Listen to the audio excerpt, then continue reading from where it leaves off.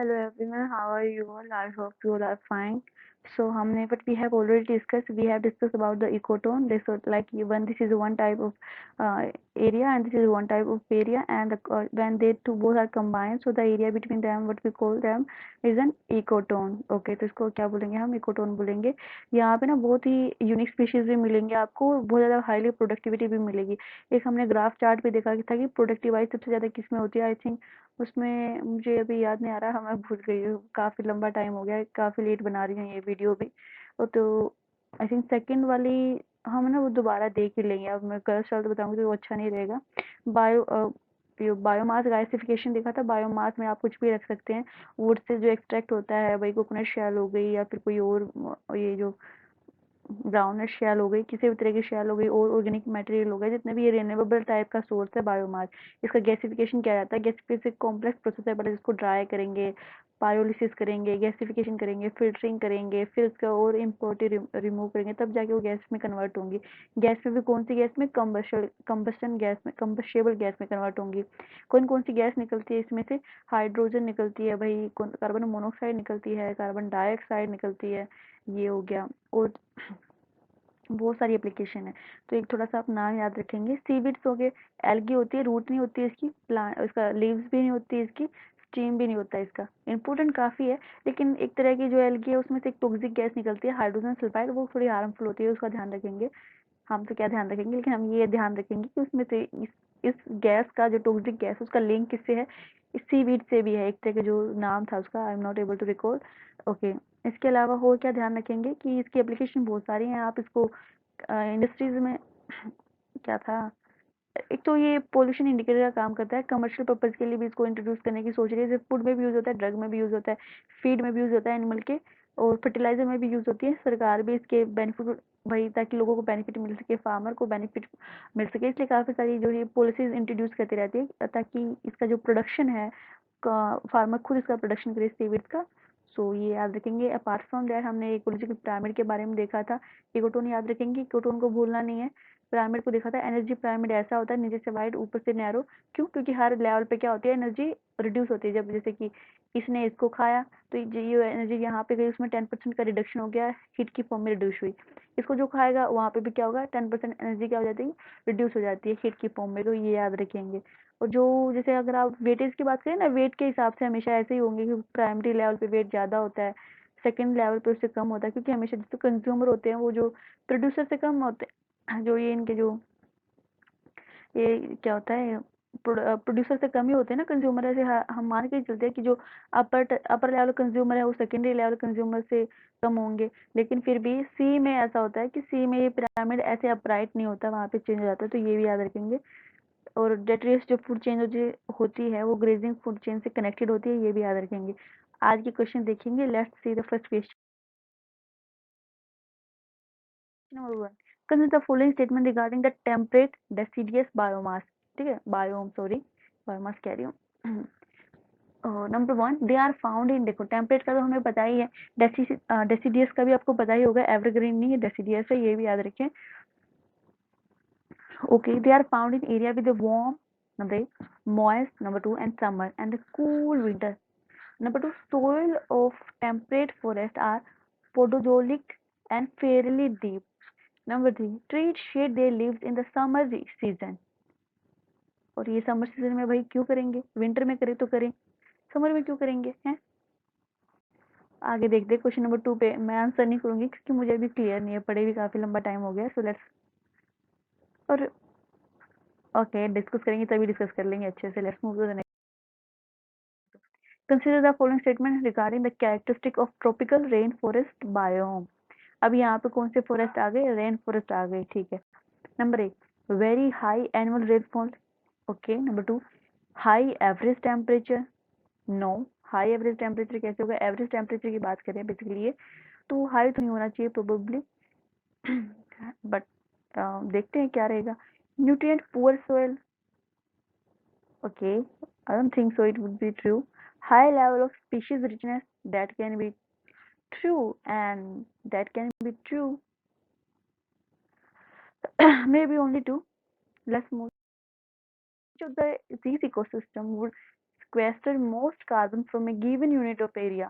Grassland ज़्यादा वो करेंगे, सॉल्ट मार्श ज़्यादा करेंगे, मेच्योर ट्रॉपिकल फॉरेस्ट ज़्यादा करेंगे या बेयर सोइल ज़्यादा करेंगे? जल्दी से बताएं कौन ज़्यादा कार्बन को सिक्वेस्ट करेगा? ग्रासलैंड करेंगे, सॉल्ट मार्शेस करेंगे और ट्रॉपिकल फॉरेस्ट करेंगे? Let's move to the fourth question. If you know the answer, please give in the comment. Number pines, spruces, fir trees are found in the temperate deciduous forest. Number 8. Number 2, savanna forest. Number 3, taiga forest. Number 4, equatorial evergreen forest. हम ना ये continue करेंगे discussion में। इसका मतलब ये नहीं कि अगर आज हमने क्वेश्चन पढ़ लिए तो हम, जैसे कि अगर मैं 31 नवंबर की स्लाइड डिस्कस करूंगी तो भी हम ये एक बार रिकॉल करेंगे एक्टिव में, एंड में भी एक्टिव रिकॉल करेंगे, बिगिनिंग में भी एक्टिव रिकॉल करेंगे। अब आप ये भी कह सकते हो लेकिन हम इक्वल में का तो एक्टिव रिकॉल कर नहीं रहे, वो क्वेश्चन हम ऑलरेडी डिस्कस कर चुके हैं। That is a very sad news I would say. I would try कि थोड़ा सा ना ये इकोनॉमी के कॉन्सेप्ट डिस्कस होते रहे। However I was not making video from last 2-3 days. मैं ध्यान रखूंगी कि डेली वीडियो बने ताकि मेरे पास इतना सारा काम इकट्ठा ना हो कि मैं सिर्फ ये जो जो रेगुलर काम है वही कर पा रही हूँ, जो या फिर उसका भी मैं वो भी नहीं कर पा रही हूँ, एक्स्ट्रा हो गया। सो देखते हैं क्या होता है। Which of these factors are responsible for land degradation in India? Number 1, improper irrigation use in farm. Okay, land degrade होगा इससे। नंबर 2, मोनोकल्चर क्रॉप्स, ये तो ऑफ कोर्स रहता ही है। अगर आप एक ही तरह की क्रॉप्स को प्रोड्यूस करोगे तो क्या होगा, डिग्रेडेशन तो होगी लैंड की। Intensive extraction of ground water, जिससे इससे डिग्रेडेशन तो होती है लैंड की, मतलब ग्राउंड वाटर की थोड़ा इफेक्ट होता है level. I don't know in what sense they are asking about the degradation. Number 4, forest fire. Okay, land को डिग्रेड कर दिया है, अच्छी खासी ग्रेड का था।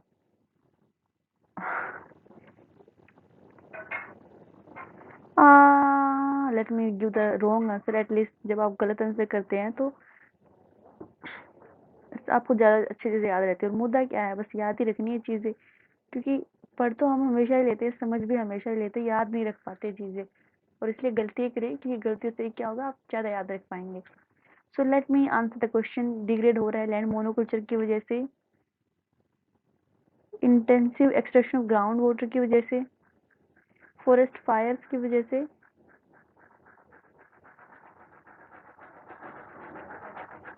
I would say only 3। Actually लगता तो मुझे 4 ही है क्योंकि इस तरह के क्वेश्चन सारे ऑल 4 ही होते हैं। First question with the explanation. तो हम बात कर रहे हैं टेम्परेट डेसिडियस फॉरेस्ट की बायोम की। देखो, जब हम टेम्परेट रीजन की बात करते हैं तो हमें पता है इक्वेटोरियल रीजन होता है, ये वाला उसके ऊपर होता है टेम्परेट रीजन, एंड यहाँ पे होता है बिल्कुल पोल से पोलर रीजन। तो बेसिकली यहाँ पे क्या होता है, टेम्परेट रीजन की जब हम बात करें या फिर टेम्परेट डेसिडियस फॉरेस्ट की बात कर रहे हैं, वो एक ऐसे इकोसिस्टम में रहते हैं जहाँ पे कौन से सीजन होंगे, जहाँ स्प्रिंग सीजन भी होगा, ऑटोमन भी होगा, विंटर भी होगा, समर भी होगा, सारे सीजन वहाँ पे एग्जिस्ट करते हैं। फर्स्ट थिंग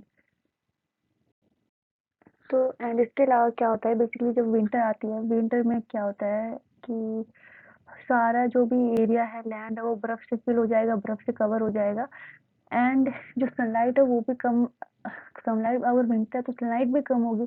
फर्स्ट थिंग तो बेसिकली क्या करेंगे कि अपने लीव्स को शेड कर देते हैं, कि लीव्स गिरा देते हैं अपनी। क्यों? पहला रीजन तो ये, क्योंकि लीव्स की वजह से ट्रांसपिरेशन होता है, आई मीन जो वेपोरेशन, बेसिकली क्या होता है, नेचुरल जो वाटर आई एम सॉरी, जो वाटर कन्वर्ट होता है गैस में, लेकिन जो वाटर लीव से गैस में कन्वर्ट होता है उसको ट्रांसपिरेशन बोलते हैं। तो एक तो उस वजह से, क्योंकि वाटर लॉस होता है। दूसरा, अब जो सनलाइट आ ही नहीं रही है तो कैसे उसको, मतलब कैसे सर्वाइव करेंगे, कैसे वो एनर्जी स्पेंड करेंगे लीव्स के रिगार्ड, लीव्स में अपनी एनर्जी स्पेंड करेंगे। तो उस एनर्जी को सेव करने के लिए, ताकि कोई एनर्जी लीव्स में वेस्ट ना हो, वो अपने लीव्स को शेड कर देते हैं। डिफरेंट डिफरेंट कलर होते हैं, वही वाइट, ऑरेंज, किसी भी डिफरेंट डिफरेंट कलर कैरी कर लेते हैं। जैसे जो रेन फॉरेस्ट है वो तो हमेशा ग्रीन रहते हैं, एवरग्रीन जिसके बोला जाता है, उनको लीफ शेड करने की जरूरत नहीं पड़ती, क्योंकि हमेशा टेम्परेचर, एक सनलाइट अवेलेबल है, फूड मेकिंग करते रहते हैं और अपनी एनर्जी को क्या करते हैं, फॉर्म करते रहते हैं। तो और ये लोग जो भी है, ये पेड़ पौधे विंटर में आपकी एनर्जी को शेव करने के लिए लीव शेड कर देते हैं, ट्रांसपिरेशन ना हो ज़्यादा उसके लिए अपनी लीव शेड कर देते हैं। ब्रॉड लीफ होते हैं, वार्म मॉइस्ट समर तो इन्होंने बस यही बताया, बाकी इन्होंने पोरोज़ोलिक शोर और फेयरली डीप शोर के बारे में बात की है। इसके ना अलग-अलग कैरेक्टरिस्टिक होते हैं, जैसे कि एक होती है टॉप लेयर, एक जो होती है पेरेंट वाली जो लेयर होती है, जिस पर्टिकुलर पेरेंट रॉक से बनी होती है, स्टार्ट हुई होती है टोपोग्राफी, जो बेसिकली फिर बीच-बीच में भी काफ़ी लेयर्स होती है। एक वो लेयर जहाँ पे अक्यूमुलेशन होती है, एक वो लेयर जहाँ से जो मिनरल्स हैं वो लैक करते हैं, तो काफ़ी तरह की लेयर्स होती है। तो उसी हिसाब से फिलहाल के लिए हम याद रखेंगे टेम्परेट जो फॉल होते हैं, वो जो सोइल होती है टेम्परेट फोर्स की, वो क्या होती है पोरोजोलिक एंड फेयरली डीप होती है। समर में नहीं, ये विंटर में शेड करते हैं, ठीक, क्योंकि वो बर्फ से कवर हो जाता है, सनलाइट रिड्यूस हो जाती है इस वजह से। तो let's move to the next question. ये इनका देखो यहाँ पे लिखा भी हुआ है, adaptation for the protecting themselves against the winter snow and frost. सो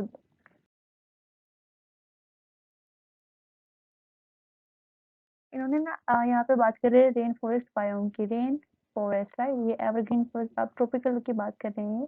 तो इन्होंने कहा है कि इनके 4 कैरेक्टरिस्टिक होते हैं। Number 1, all 4 are the correct. पहली बात, हाई रेनफॉल होती है। ये जो बायोम होते हैं, मान लो रेन फॉरेस्ट बायोम की बात कर रहे हैं, ये ट्रॉपिकल ट्रॉपिकल वाला एरिया हमें पता ही है, ये इक्वेटर है।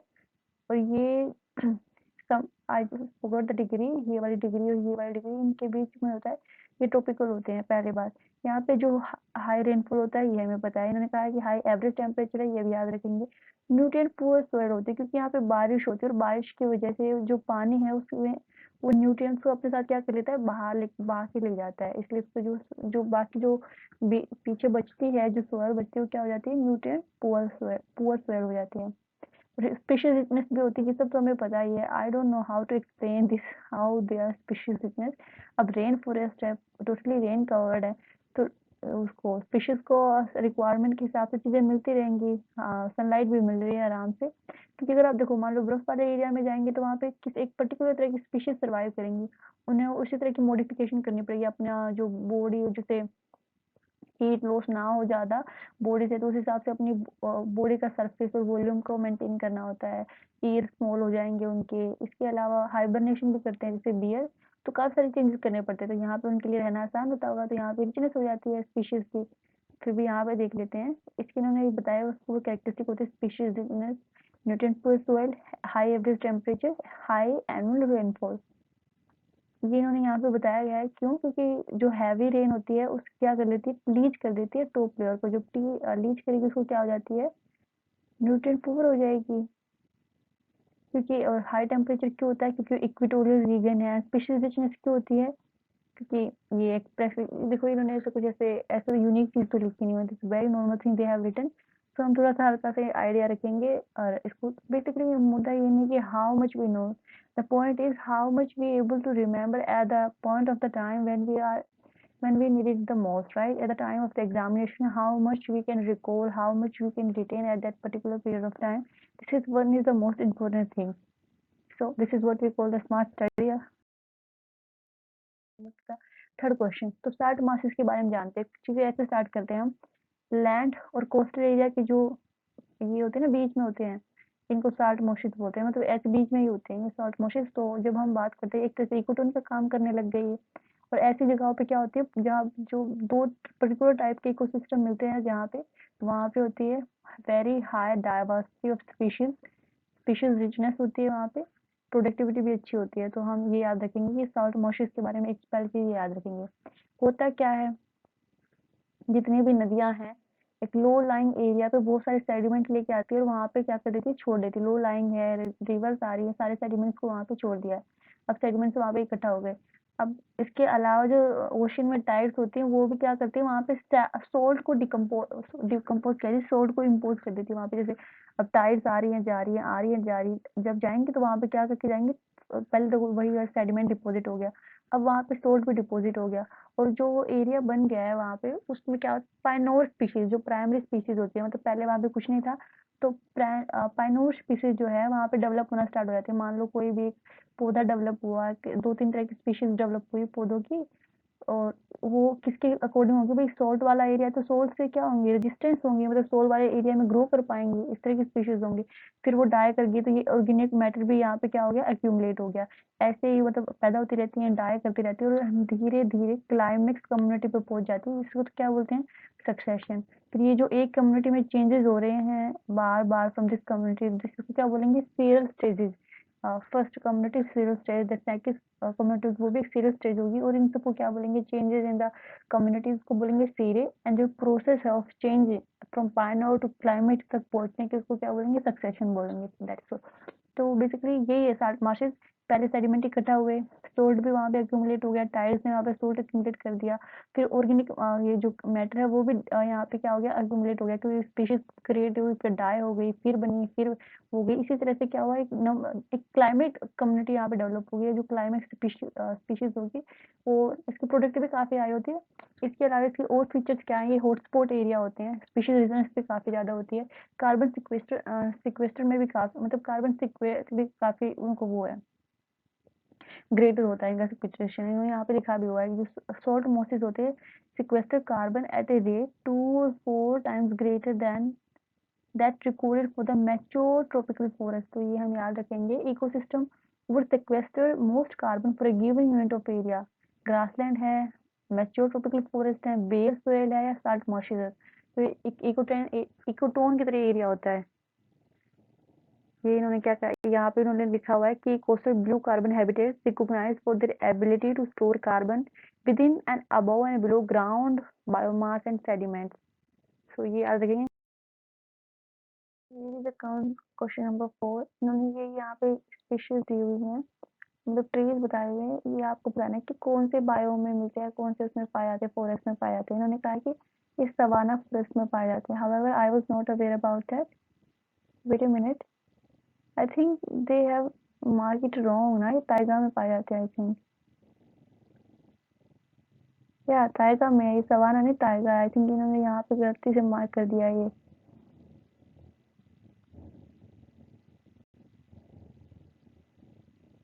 बेसिकली देखो बायोम क्या होता है, हम वो देख लेते हैं। बायोम में क्या होता है, एक एरिया जिसका एक particular type of plant species हो, जिसकी एक पर्टिकुलर टाइप ऑफ, जिसकी कुछ particular type of animal species हो, उसकी ज्योग्राफी हो एक डिफरेंट टाइप की हो, एक क्लाइमेट हो, उसके हिसाब से हम काफी तरह के बायोम डिस्कस करते हैं। जैसे कि टुंड्रा बायोम हो गए, टुंड्रा बायोम कौन से होंगे, जब हम भाई परमाफ्रॉस्ट जैसी कंडीशन होंगी, बिल्कुल कोल्ड चिल्ड एनवायरनमेंट होगा, ओवर टाइम कोल्ड वाला टाइप एनवायरनमेंट, बहुत ही लो लाइंग और वो जो होंगे स्पीशीज होंगे, प्लांट स्पीशीज होंगे वहाँ पे। दूसरे नंबर पे होते हैं तैगा या बोरल फॉरेस्ट भी आप जिसको बोलते हैं। उनमें भी क्या होता है, विंटर बहुत लंबी होती है, cold, very very cold winter and very short period of summer, उनको क्या बोलेंगे, तैगा फॉरेस्ट बोलेंगे। इसके अलावा जैसे भाई ट्रॉपिकल फॉरेस्ट होते हैं, या जो ये एवरग्रीन फॉरेस्ट होते हैं वो होते हैं, जैसे इक्वेटोरियल रीजन में आप पाएंगे हाई वो होती है उनकी स्पीशीज रिचनेस भी काफ़ी हाई होती है, हाई रेनफॉल होती है, एनुअल हाई टेम्परेचर होता है, एंड वट वो अदर फीचर उसके जस्ट नीचे है ना, नॉट एग्जैक्टली द पूरा एवरग्रीन नहीं होंगे, बस उसके जस्ट नीचे टाइप नीचे होंगे, बेसिकली नीचे ही होती है ट्रॉपिकल एवरग्रीन से। सवाना आपने देखा भी होगा उसके लोकेशन, तो वही होंगे, not as rich as the rain forest but they are very highly rich in the species. And also the productivity भी ठीक ठाक होती है इनकी, सवाना फॉरेस्ट की हो गई जैसे, ओके, समर भी ठीक टेम्परेचर रहता है समर वाला भी। जैसे इसमें क्या होता है, इसमें कोल्ड ज़्यादा, टाइगर की बात करें तो कोल्ड कंडीशन ज़्यादा रहती है, विंटर ज़्यादा लंबी होती है, summer is for the very short period of time. अगर आप मैरीन में बात करें तो दो तरह के होंगे, जब आप इसमें बात करते हैं कोस्टल में, जैसे कि एक तो होता है फ्रेश वाटर जिसमें आप लेक डिस्कस करते हैं, रिवर डिस्कस करते हैं, वो ये क्या बोलते हैं इसको, वो वेटलैंड वाले जो, ये सारी चीज़ें डिस्कस करते हैं। ये भी क्या एक तरह के बायोम ही है। अगर आप मैरीन बायो में बात करें तो केल्प फॉरेस्ट की आप बात करते हैं। केल्प फॉरेस्ट याद है आपको, कौन बनाता है, सी वीड्स बनाते हैं केल्प फॉरेस्ट। अच्छा, उसके बारे में हमने सी वीड के बारे में और क्या फीचर डिस्कस किए थे, कुछ एक एक अदर तरह की सी वीड्स हैं जो हाइड्रोजन सल्फाइड, एक वेरी हाईली टॉक्सिक गैस है, उसको क्या करती हैं, आई थिंक एमिट करती है, या फिर पता नहीं उसके साथ लिंक होती है, वो थोड़ी टॉक्सिक गैस होती है, मिथेन भी इनके साथ लिंक थी। लेकिन कुछ फीचर्स भी हैं, जैसे फीचर क्या थे इनके, सीवीड्स के ना बहुत सारे फीचर्स है, जैसे कि आप फर्टिलाइजर में यूज़ कर सकते हैं, ह्यूमन फूड में यूज़ करते हैं, एनिमल फीडर में यूज़ करते हैं। काफ़ी सारी गवर्नमेंट पॉलिसीज भी इंट्रोड्यूस कर रही है ताकि जो सीवीड को ग्रो करें फार्मर्स, और उन्हें क्या मिल सके, इनकी बेनिफिट मिल सके ग्रोइंग की, ठीक है। कैल फॉरेस्ट हो गया, इसके अलावा कोरल रीफ हो गई एंड एस्चुरीज हो गई, ये क्या है, मैरीन बायोम है। तो बेसिकली इन्होंने जो पाइन्स हो गया, स्पीशीज हो गया, फी ट्रीज हो गया, किससे रिलेट करती है, टैगा फॉरेस्ट है, ये हम याद रखेंगे। हावेवर मुझे याद नहीं रहती ये चीजें, एक इमेज नहीं क्रिएट हो पाती है, डिफरेंट डिफरेंट इतनी सारी स्पीशीज तो हैं। देखो, बट ये है taiga is generally refer to North America as a boreal forest, इसमें बोथ बोरल फॉरेस्ट या स्नो फॉरेस्ट भी इनको बोला जाता है, हमने डिस्कस किया ये बायोम एक तरह से कैरेक्टराइज बाय कोनिफरस फॉरेस्ट, और इसमें कौन से स्पीशीज हैं, पेड़, पाइन, स्प्रूस, आर्चेज। और ये क्यों डिस्कस कर रही है, क्योंकि जो तैगा है या बोरल फॉरेस्ट जिसको हम बोलते हैं, वो वर्ल्ड लार्जेस्ट लैंड बायोम है। क्या है, लार्जेस्ट लैंड बायोम, इसलिए हम इनको डिस्कस कर रहे हैं, ओके।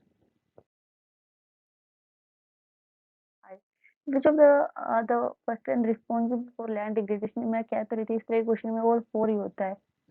इन्होंने देखो, इंटेंसिव इरिगेशन जब आप करेंगे, ग्राउंड वाटर डिप्लीट होता है पहली बात, उससे क्या होती है, हार्डनिंग ऑफ सोयल होती है, क्योंकि जो इतना ज्यादा पानी उसमें डाल रहे हैं एक मिट्टी में, तो पानी में क्या होता है, सोल्ट भी होता है, तो सोल्ट क्या कर जाता है वहां पे सर्वाइव, वहां पे एक्यूमुलेट हो जाता है। और जो वाटर लॉगिंग भी होती है, बेसिकली वाटर लॉगिंग हमने पहले भी पढ़ी है, सेचुरेशन ऑफ वाटर। देखो, जब हम एक क्वेश्चन डिस्कस कर रहे थे, उसमें क्या होता है कि ये मान लो पोर्शंस है सोयल के, इनमें क्या है, ऑक्सीजन है। ये पता नहीं, मैं भूल गई हमने क्या डिस्कस किया था इसमें, किस से रिलेटेड डिस्कस कर रहे थे हम। आई थिंक वो भी ना कुछ इस तरह की एक लैंड सिस्टम क्रिएट कर रहा था, पता नहीं कैल फॉरेस्ट वो बना रहे थे या कोई और बना रहा था, मैं तो ये भी भूल गई कि कहीं मैंने कुछ गलत ना बोल दिया उस क्वेश्चन में। Give me a minute. Basically इसमें क्या होता है कि जब वाटर सेचुरेशन वाली या वाटर लॉगिंग वाली कंडीशन होती है, तो पोर्सेज में भी वाटर क्या हो जाता है, पोर्सेज में भी वाटर चला जाता है। इसको यहाँ पे बेसिकली ऑक्सीजन है उसको रिप्लेस कर देता है, जो यहाँ से ऑक्सीजन रिप्लेस होंगे वो बहुत सारी केमिकल रिएक्शन के साथ क्या करेगी, ब्रेक डाउन हो जाएगी। और जो ऊपर वाली स्पीशीज है, मान लो कोई ऊपर स्पीशीज है, ऊपर से जो भी इसमें सरफेस पे आ रही है ऑक्सीजन, ये तो स्पीशीज क्या कर लेंगी, उस ऑक्सीजन को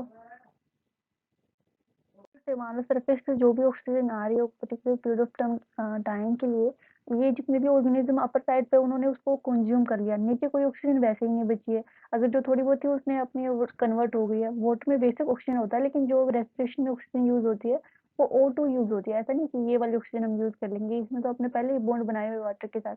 तो उसमें क्या होता है कि वो ऑक्सीजन की कमी हो जाती है, ऑक्सीजन की जब कमी हो जाएगी, तो यहाँ पे जो भी वो था मान लो भाई कोई भी प्लांट्स वगैरह या किसी और अतिरिक्त चीजें, उनका जो डेड प्लांट्स वगैरह या कोई डेड एनिमल्स वगैरह भी है, उनका डिकम्पोजिशन कंप्लीटली नहीं हो पाएगा, मतलब पार्शियल डिकम्पोजिशन होगा उन चीजों का।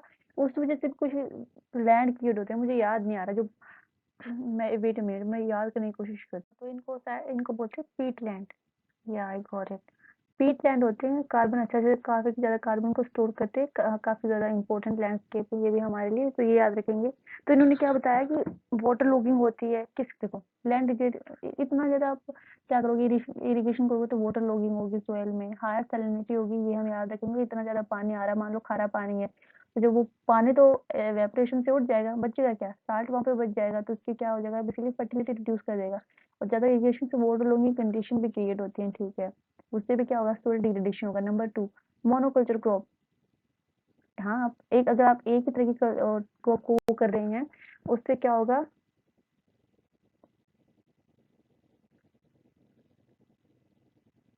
तो बेसिकली क्या होता है कि एक पर्टिकुलर टाइप ऑफ क्रॉप है, उसको एक पर्टिकुलर टाइप ऑफ न्यूट्रिएंट्स की ज़रूरत है, दूसरी क्रॉप है उसको दूसरे न्यूट्रिएंट्स की ज़रूरत होती है, तो वो दूसरे न्यूट्रिएंट्स कंज्यूम कर लेगी, एक तरह के न्यूट्रिएंट्स को छोड़ देगी।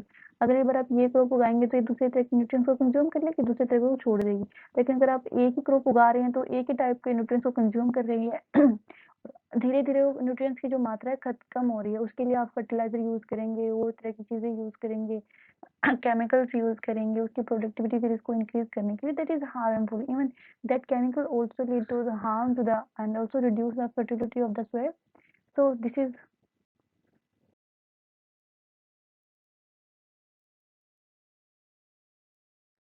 अगेन एक बार हम डिस्कस कर लेते हैं कि भाई मान लो मोनोकल्चर हो गया या एक्सेसिव एक्सट्रैक्शन जो हम ग्राउंड वाटर की करते हैं, इसके अलावा जो इरिगेशन एक्सेसिव इरिगेशन करते हैं, या फिर क्या बताया था उन्होंने, एक चीज और थी, इन सब चीज़ें क्या होता है, लैंड डिग्रेडेशन होती है। ओके, पीट लैंड का भी हमने एक थोड़ा-सा ओवरव्यू ले ही लिया था। ओके, इसके अलावा हमने क्या देखा, ट्रॉपिक टेम्प देखो ये पेन देखा, ये स्पीशीज़ या पता नहीं कौन-कौन से, हमें वो जो आप एक बार याद कर लें कि कौन-कौन से जो बेसिकली ये बायोम है, उनसे कौन-कौन सी स्पीशीज़ ऑफ प्लांट या एनिमल रिलेट करती हैं। हमने टाइगर, उसको आप बोरल फॉरेस्ट भी बोलते हैं, टुंड्रा भी एक बार देख लें, रेन फॉरेस्ट देख लें, ग्रासलैंड देख लें, लेक, एस्चुरीज़ हो गया, कोरल्स हो गया, कैल्प फॉरेस्ट हो गया, सीवीड से बनते हैं, हम याद रखेंगे कैल्प फॉरेस्ट। ओके। कार इसके बाद सॉल्ट मार्शेस हमने देखा, इसमें बायोलॉजिकल हॉटस्पॉट होते हैं, कार्बन को कैप्चर करते हैं, ये सारी, इसको हमने काफ़ी सारी रिच डाइवर्सिटी ऑफ स्पीशीज होती है इनमें, ये हमने देखा। और दो डिफरेंट लैंड मास जो हैं उनके उसके होते हैं, एज पे होते हैं, ये भी हमने देखा। और भी काफ़ी ज़्यादा हेल्पफुल होते हैं कि भाई उस मिट्टी को जकड़े रखेंगे, बहन नहीं देंगे, या फिर प्रोटेक्शन करेंगे, मान लो किसी भी तरह की और चीज़ें जो एक्टिविटी होती हैं, ट्रेड, जो भी ये टाइल्स वगैरह होती है, उनसे क्या होगा, मिट्टी का कटाव भी नहीं होगा इन साल्ट मार्शेस की वजह से, ये भी हमने देखा। रेन फॉरेस्ट के बारे में हमने क्या देखा कि भाई स्पीशीज हाई होती हैं, और टेम्परेचर, एवरेज एनुअल टेम्परेचर ज़्यादा होता है, एवरेज एनुअल रेनफॉल भी ज़्यादा होता है, तो ये भी हमने ओवरव्यू दिया। तो I think that's all for today. हमने एक बार ये भी देख लिया कि हमने क्या क्या देखा, ये बस इसलिए होता है ताकि हम एक एक्टिव रिकॉल कर सकें कि हमने क्या क्या डिस्कस किया है। So thank you for listening people, have a good day to all of you.